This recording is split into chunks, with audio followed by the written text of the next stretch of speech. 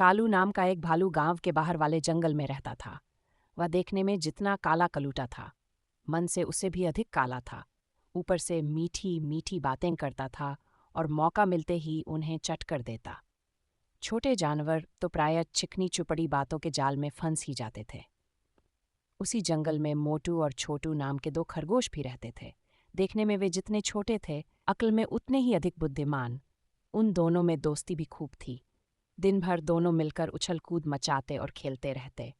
बातों ही बातों में कालू भालू का जिक्र आ गया। सच मोटू, इस कालू के बच्चे ने तो छोटे जानवरों का जीना हराम कर दिया है। वह रोज ही किसी न किसी को अपने जाल में फंसा ही लेता है। छोटू की बात सुनकर मोटू बोलने लगा, पर मेरी समझ में ये नहीं आता कि उसे जानते हुए भी हम उसकी बातों में क्यों आ जाते हैं। तुम्हारी बात तो ठीक है मोटू खरगोश, पर अपने साथियों के बचाव के लिए हमें कुछ न कुछ तो करना ही चाहिए। लेकिन छोटू खरगोश, हम कर भी क्या सकते हैं? हमें उस भालू को ऐसा सबक सिखाना चाहिए कि वह जीवन भर याद करे। छोटू की बात पर मोटू कुछ सोचते हुए बोला, तुम कहते हो तो जरूर कुछ न कुछ करेंगे। इसके बाद दोनों मित्र छलांगे लगाते हुए चले गए। एक पेड़ के नीचे बैठे वे सुस्ता रहे थे। तभी कालू भालू की आवाज उनके कानों में पड़ी। उस समय छोटू ने सोचा कि यदि वे भागने की कोशिश करें तो शायद कालू भालू उन्हें दबोच लें।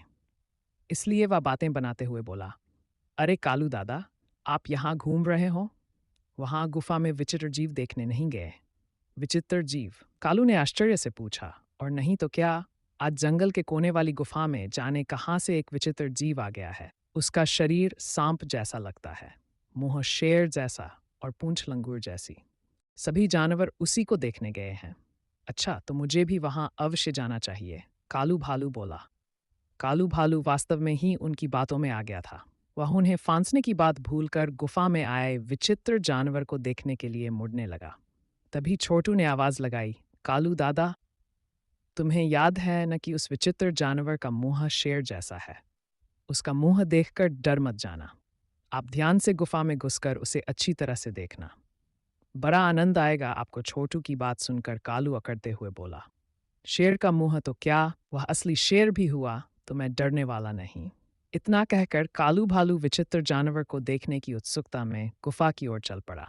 उसी समय मोटू और छोटू खरगोश भी दौड़ते हुए दूसरे रास्ते से गुफा के पास पहुंचकर छिप गए। थोड़ी देर बाद कालू भालू गुफा के पास आया और इधर उधर झांककर गुफा के अंदर जाने लगा। सामने ही शेर का मुंह देखकर वह मन ही मन सोचने लगा कि वास्तव में ही वह विचित्र जानवर होगा। बिना किसी झिझक के वह अंदर जाने लगा। कुछ ही क्षणों बाद कालू भालू गिरता पड़ता गुफा से बाहर की ओर दौड़ता आ रहा था। बेचारे के शरीर पर कई जगह गहरे घाव हो गए थे। कहो कालू दादा, देख लिया विचित्र जानवर? छोटू ने चाहा तो मोटू भी बोल पड़ा, अब तक तो तुम बातों में फंसाकर छोटे जानवरों को मारते थे। आज तुम खुद भी बातों के जाल में फंस ही गए।